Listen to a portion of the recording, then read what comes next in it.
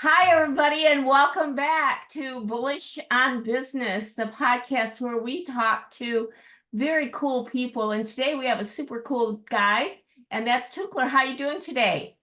I'm wonderful. How you doing today, Rose? I'm fine. I'm fine. Well, today on Bullish on Business, this podcast, we're diving deep into the waters of justice, resilience, and community with filmmaker and activist Tuklor Senegal, the visionary behind the powerful new documentary series, A Water Trail, Birth of a Water Protector. This Michigan-rooted story touches my heart so much. I might even tear up during this particular podcast. It spans from the poisoned waters of Flint. And I don't know if you guys know this, but I grew up a few miles outside of Flint, Michigan. My dad worked for GM in Flint, third shift toolmaker. So when this hit the newspaper, it hit me hard. But anyway, let's start this and get this going. So the poisoned waters of Flint, Michigan, I'm sure you all remember those headlines, to the storm-ravaged shores of Puerto Rico during the hurricane, following one woman's journey through environmental collapse, maternal separation, and untimely transformation.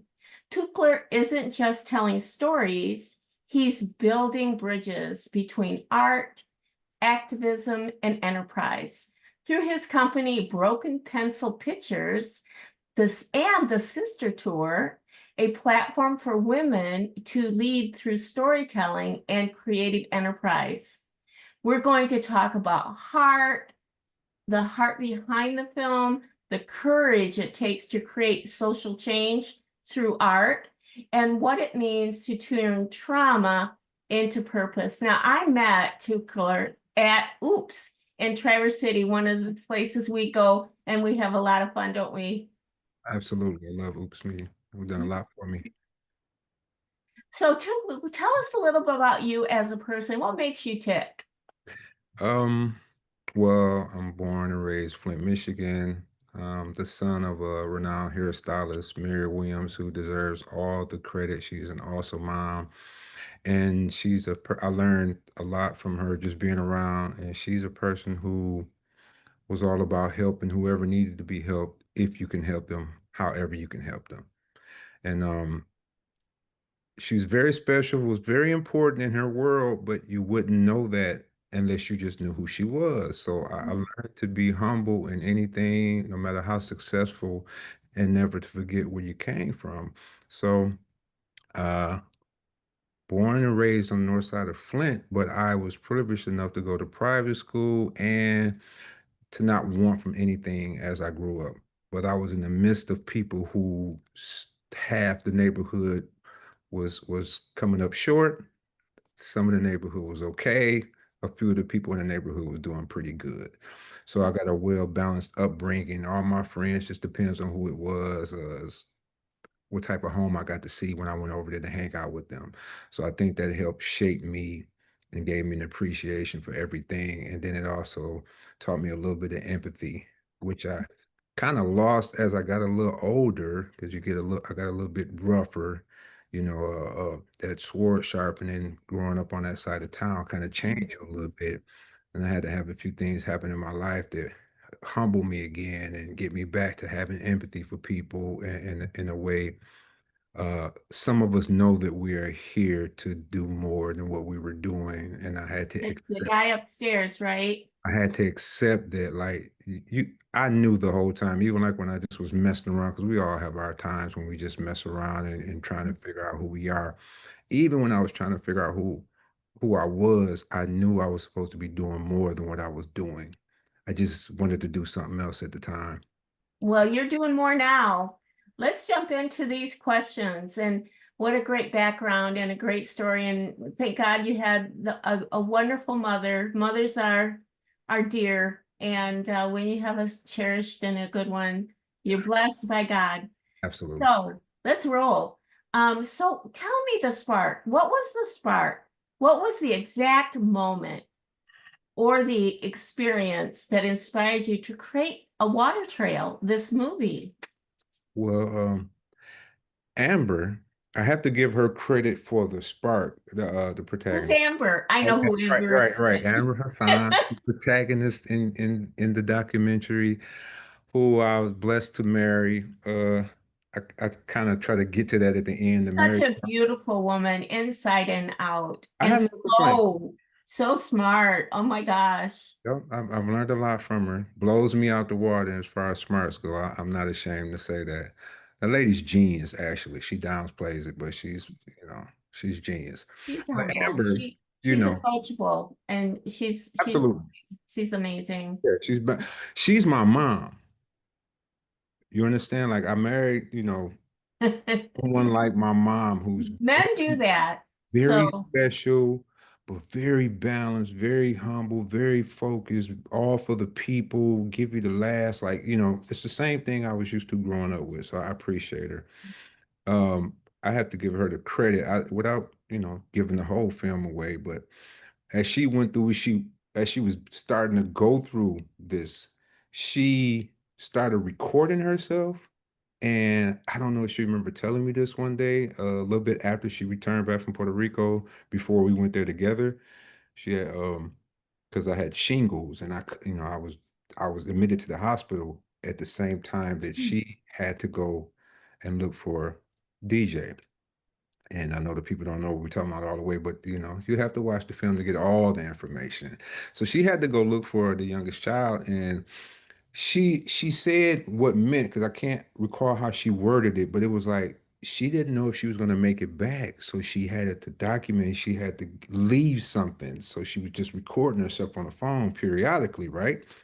So when she got back and I started seeing these clips, and I knew we were going to go back and try to help who we can help. We were going to do everything we could do for the people because they helped her so much through that time, the Hurricane Maria part.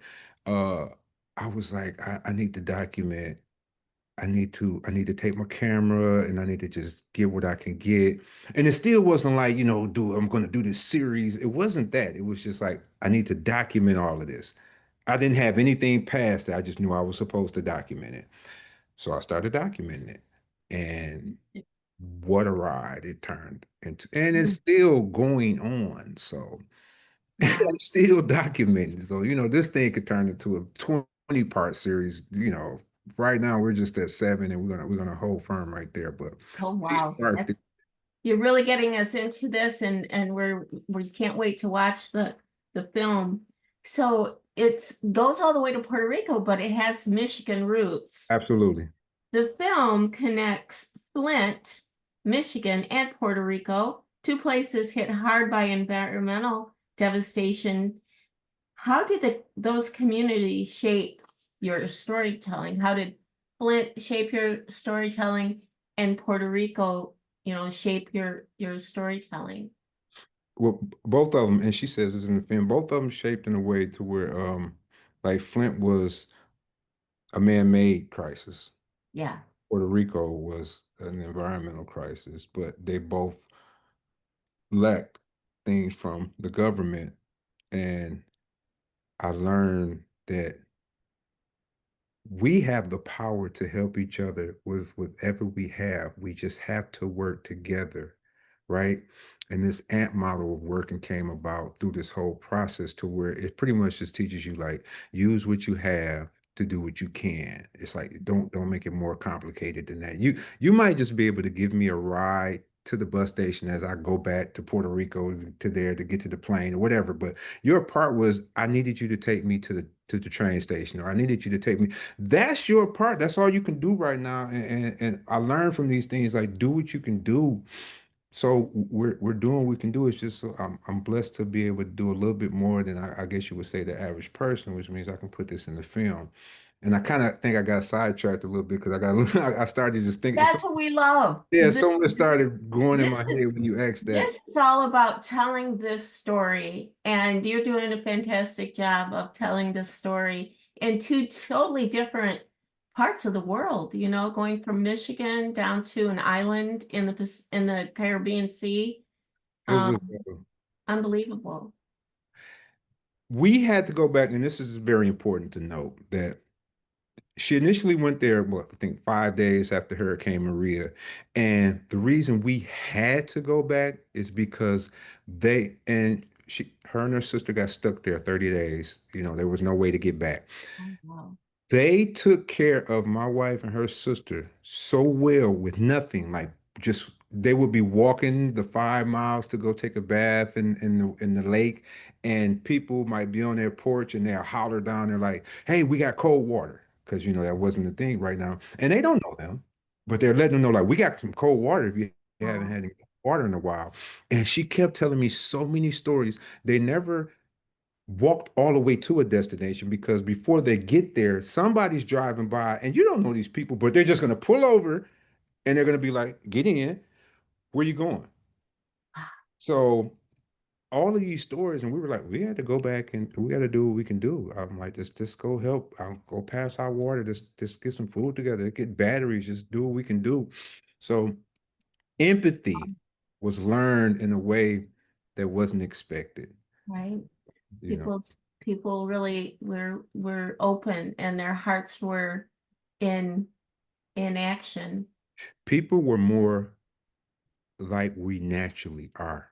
We're naturally like that. We get taught to be different. We get taught to be selfish. Mm.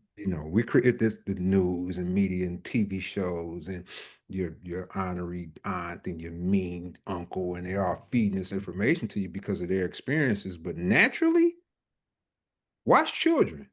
They'll naturally help each other. That's not, the Mhm. baby, if one fall, the other one's gonna try to help it. It's natural. Action. They're not looking at a color. They're just happy to see with each other and play, and natural. You're taught to be different. So tragedy will get you back. Totally. You Tell know, us more about that part. That's huge.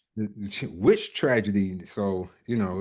we got a few things. We got that water crisis, right? Then we have the Hurricane Maria, and then we have an aspect of the youngest child coming up. He was with his caretaker in Puerto Rico while we were in Flint working on Amber's album. I also manage Amber, who's an artist, and the sister tour, and we were working on her solo project in my shop in Flint.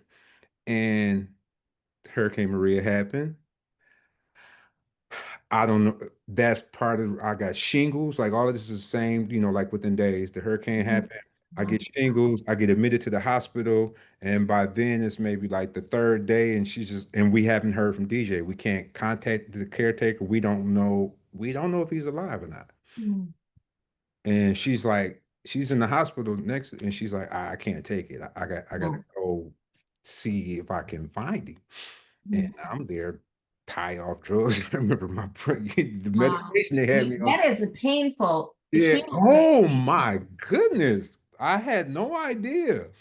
That's a rough thing. Like That's very they painful. automatically admitted me. So I had it pretty bad. Wow, And that's so terrible. she had to go back and she went And back. that's a mother for you. You've got that drive, that Not. mama You have to bear. try. You have to try. You would try anything for your child, right? That's It right. doesn't matter. If you can, if you're able to, you will. Yeah. She And sounds like an amazing woman. And I know her a little bit. I can't wait to get to know her better. And let's talk about the sister tour while we're on to talking about Amber and after the film's events, your protagonist co-founds the sister tour. Tell Mhm. us about that. How did this movement grow from the film's story? Well, she would be much better at explaining this, but Latoya Ruby Frazier, a renowned artist photographer, who was doing an article in Elle magazine about the Flint water crisis and um, was pointed towards Amber and her co founder Shay Cobb. So during this process of Latoya doing this interview, which was wasn't just like a one day thing. I think she stayed months actually following Shay around. So she Mm. was around. We got to know Latoya.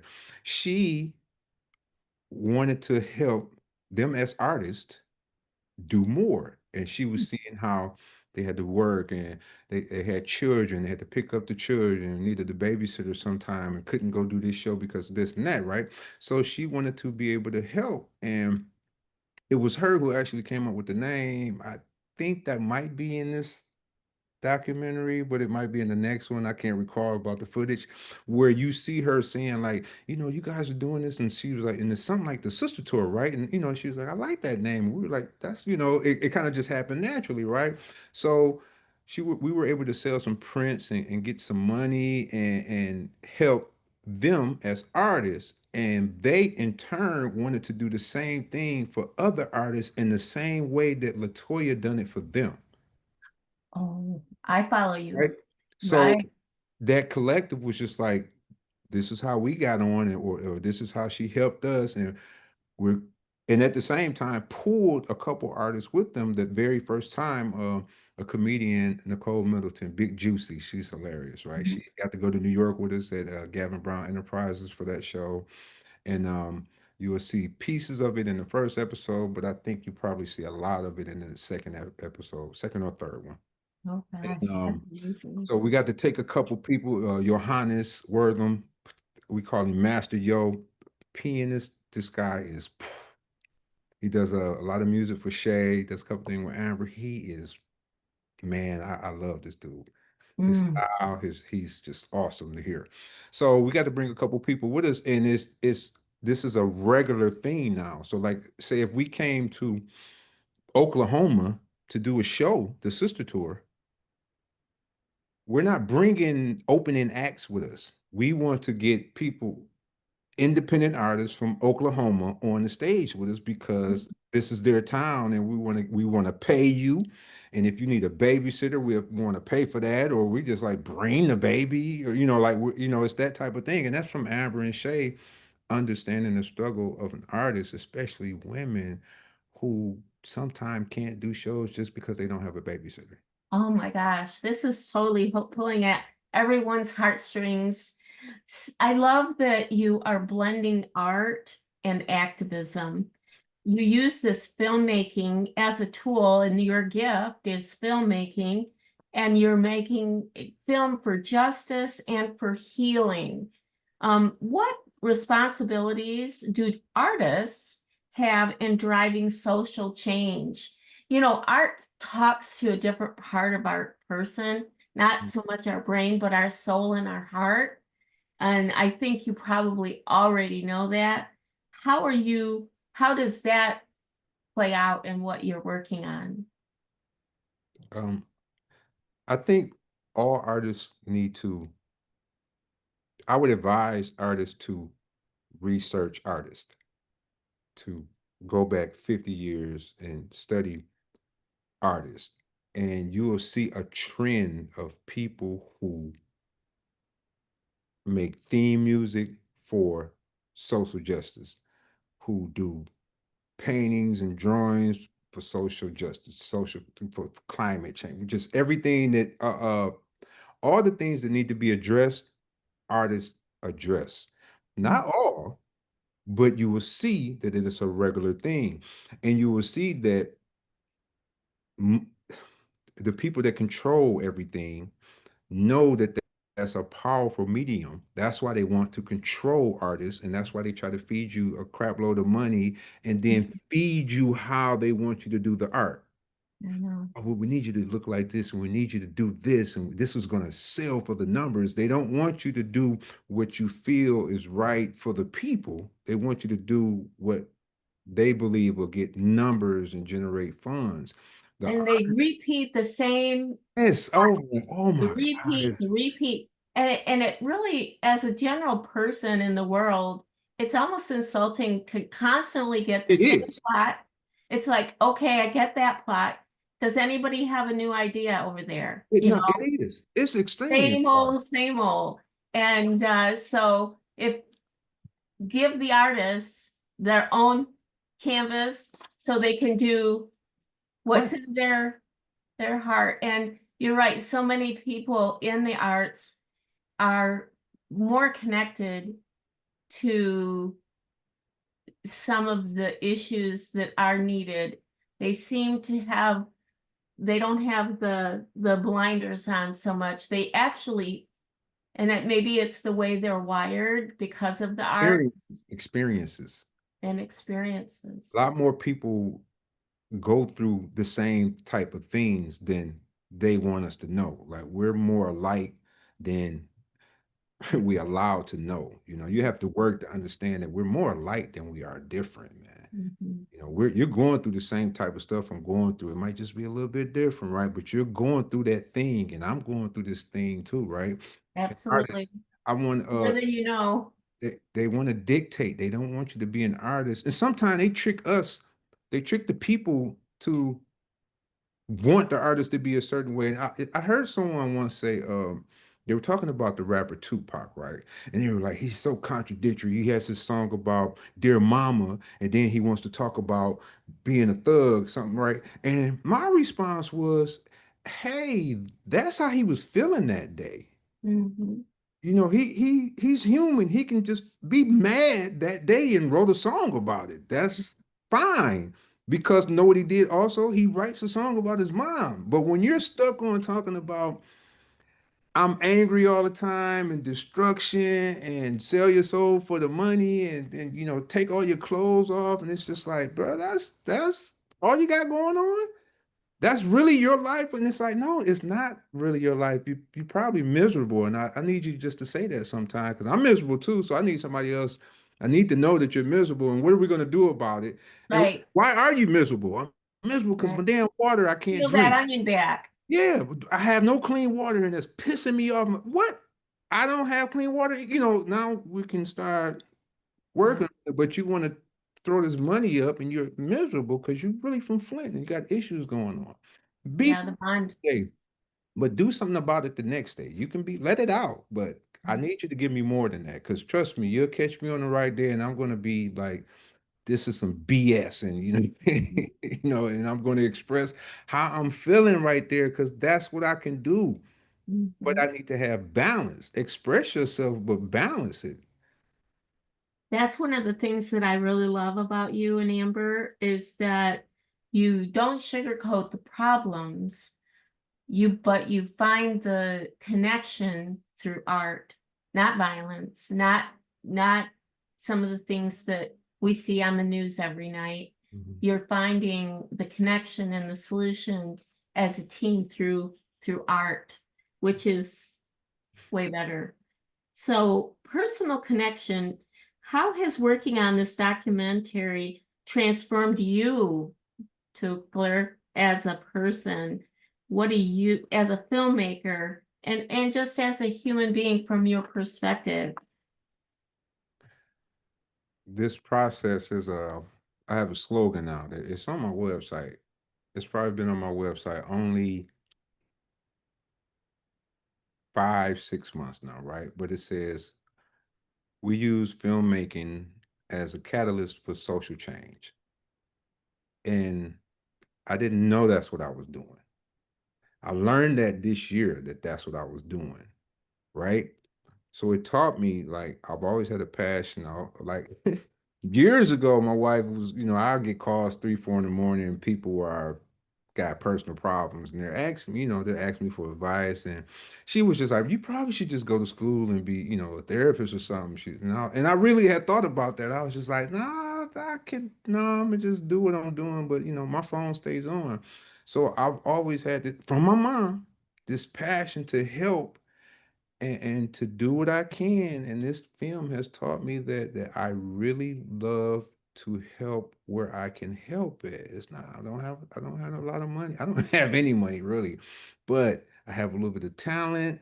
I know a few people, and if you put all that together, you can make a wave. And You can. we And I focus. know every time when you walk in the door of Oops, when we're all sitting there, or I see you walk through the door, the whole room lights up. Oh, I appreciate that. You have a way of connecting with I, everybody. yeah, I I'm appreciate old, black, white, purple, green. You, that's my mom. My mom, she, hey, she showed me like I have a no. Let me give a shout out. This is very important. My artist bug came from a friend of mine, Kieran Kelly. He's a Oh, producer. He's low key famous. He's from Flint. We went to school together, and he's white now. In Flint is kind of segregated. So I mm, used to catch in elementary school. I used to catch the bus to the white side of town to go over Kieran's house. And the very first time I went over there, their whole house was just instruments, right? oh, And wow. walked in, and I remember just like, what in the hell? And his dad was just like, what do you want to learn how to play? So Oh, the artist bug started right there, and I need to shout them out, right? And you made me think of that when you was like black or white and the color, right? The bug came from my white friend from elementary school who knows how to play everything. He's like Prince. They play all type of instruments, right? Who mm, introduced it to me. And then I went from the music and then the writing, and from writing my first script, learned that as I watched the movie being made, sitting on the side, that I had more input. So now I know I need to direct and be more part of it. So that, it just kind of unfolded and unfolded and unfolded. So this thing, I didn't come into it like this. I came into it doing music, and I used to have a studio, and then I would do some ghost writing, and then I wrote a script, and then it was wow. like, I need to direct. And now it's like I can do pre to post and I edit and I do so it just kind of unfolded. But it started way back with Kieran, and I just wanted to shout them out when you said the black and white thing. And that's when you were a Elementary. a child. Yes, a Oh, child. Used to that's catch the city amazing. bus on the other side of town and go hang out with. And I think the violin was the first instrument I picked up because it was just like Ooh, drag that's off. sophisticated. It was the closest thing to me. That's amazing. Yeah, the violin is beautiful, very beautiful string instrument. So tell me about this Jeff Gibbs panel. You're featuring a post-screening panel with Jeff Gibbs, known for Planet of the Humans and Fahrenheit 11/9. What's the message you hope audience will take away from that discussion? And exactly where will this discussion take place? This discussions at the dinners after the screening, like we had the screening at the Alluvion, and we had the panel discussion afterwards. Seth Bernard was a part of that one. Jeff reached out to me a while back. I don't know how I'm blessed to have him reach out to me, and I still can't recall how he got wind of me. And we met, and he's originally from Flint, which is weird. And him and Michael Moore, and I was just like, "Are you kidding And me?" me. And you as well, of Isn't course. that weird? It's extremely weird. Like it's mind blowing actually. And especially after I met him and then I went back and watched the Planet of the Humans. And I'm a funny style guy when it comes to watch. Like you rather I'm not the best guy, but you can't be just having a crappy film and expect me to be like, yeah, that was nice. And it's like I'm gonna be like, yeah. I'm like, oh, he was working. He did work. He's impressive. I'm trying to be like that. He has a plethora of knowledge, and we've been having coffee. But he's invited Jeff. And I don't want to get too far into this, but he has some things he's dealing with that I'm not. If he didn't show up, it wouldn't surprise me, right? Because he just had a few things that come up that he's dealing with right now. But Mhm.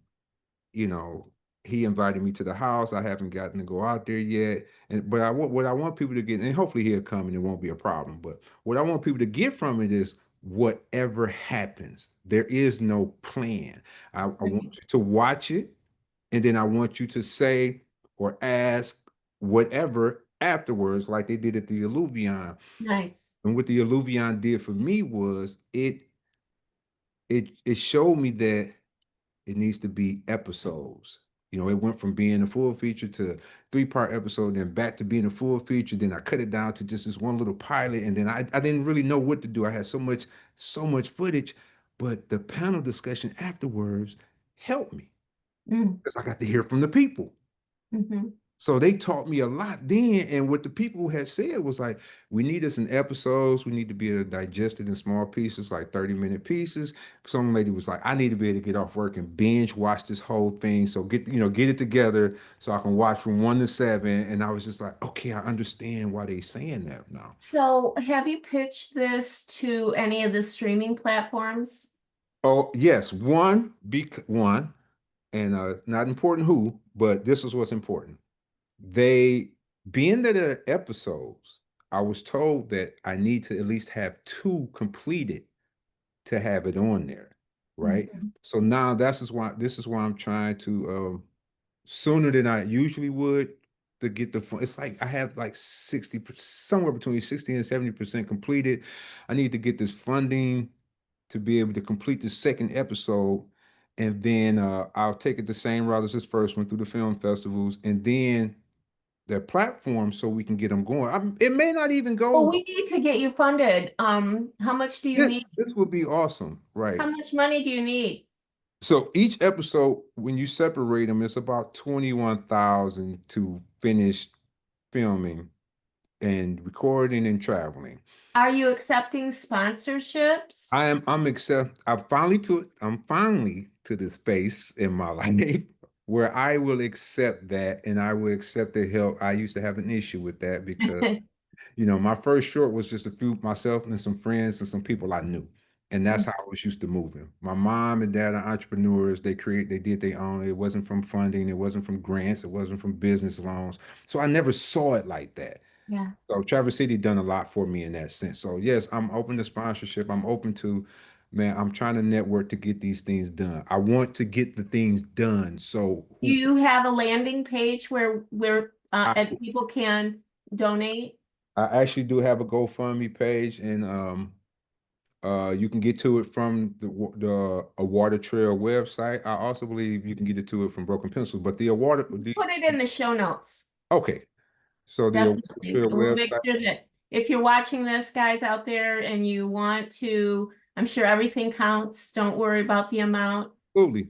You can tell that it's going to go straight to what an amazing cause. And let's pivot a little bit to environmental. You have an entrepreneurial vision. You're not just a filmmaker. You've got an entrepreneurial edge to you. You're a creative entrepreneur. How do you balance art and this whole business of storytelling? How do you make it into a business? I am still probably like most people who try to balance these things, making mistakes. But the plus of that is that I'm learning from all of it. I'm learning how to do it better the next time. This is why I'm at a space to where I have the GoFundMe page now, where I've pitched a few times, and that's how the first episode got done because I pitched the business and I pitched the documentary, and I won a few funds, and then I had a nonprofit make a donation, and I was able to complete the first episode because I had got like Fantastic. right to the end, and it was just like I was using all my money. It's just like I don't have anything else. Has anybody ever told you that you're too hard on yourself? I might have heard that once or twice. I Let might. yourself a break. You're doing everything awesome. I can't believe that. We are going to get you promoted. We're going to get some promotion Let's through get it this. done. And the people in this audience, they got big hearts, and so hopefully we'll make an impact. And you have resilience through creation, and the phrase "birth of a water protector," that's so powerful. A water protector. It carries such deep meaning. And what does being a protector look like right now to you? Well, I think it's worth mentioning that you know, in front of our shop in Flint, we were blessed to meet Moses West, who's an inventor of an atmosphere water generator.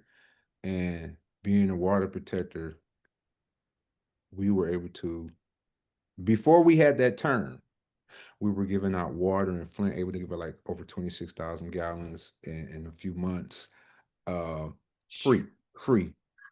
right? And through Latoya Ruby Frazier, we were able to get about 50,000 to move the machine from Texas to Flint in order to able to do that through her and her board members.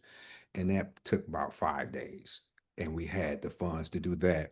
And later we learned that these things are things that water protectors do.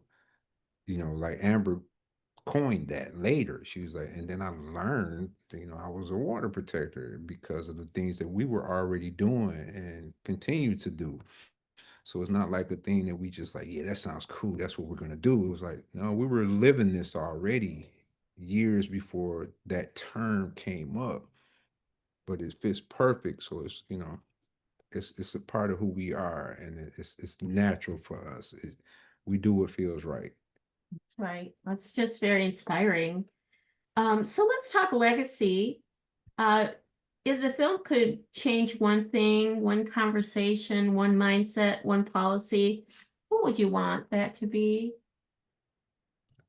I want people to understand that. Well, one of the things I wanted to teach and show people that I don't care how poor you are, where you live, where you at. Don't limit yourself. Don't shoot yourself down like you can't do anything, or that so-called thing that you think is so small doesn't mean anything. It's like I'll show you my bank accounts. They don't reflect the stuff I've done and been blessed to do. But it's only because I did what I can do. And in that process, this happened. I met them, and then they did this, and they pulled us, and then they pulled us, and I want the people to learn from this, the ant model. Ants can move this table. Yep. Literally, this table will just start moving, Yeah. yeah. But that one ant is not at home going, I can't move that damn table, man. It's no use in me. And if he stays at home and everybody does that, then the table won't get moved. But if Right. you go there, somebody else might be. There you did it. It's coming. The tears are coming. What a story. That's amazing. That's So so cool. do what you can. Yeah. Whatever that means, do what you can. God bless you. Oh, so before we wrap it up, I want to just ask you, is there any other messaging that we haven't touched on that you'd like to share with our audience? No. This has been well-rounded, and I appreciate everything, and I'm going to do what I usually don't do, and I am asking for help financially to get this thing done. Okay. Yeah, most of the We'll put all that in the show notes. You that's it. heard it. And That's this is fine. an amazing cause. We're building community. The thing I think is really important for this podcast, especially knowing that we have a very large viewership in Michigan and Northern Michigan, and we all love the Great Lakes. We all have that connection to water. And let's join this water protection community. Tuklor can be a water protector and Amber can be water protectors. We probably all should join and help protect the water, whether it's in the ground or in the lakes. So I'm inspired by this conversation, and I do appreciate so much and respect deeply what we've got happening at the Danos. It's what, tomorrow night, right? Uh, Saturday at Oh, 4. Saturday night. Okay. Well, you'll get the dates and all the details in the show notes. And with that, thank you so much for joining me today. And Thank we will see you. Make sure that you like, subscribe, and share this information with those that you know and other water protectors out there. With that, have a good one and goodbye, everybody. you. I appreciate you. I appreciate you too.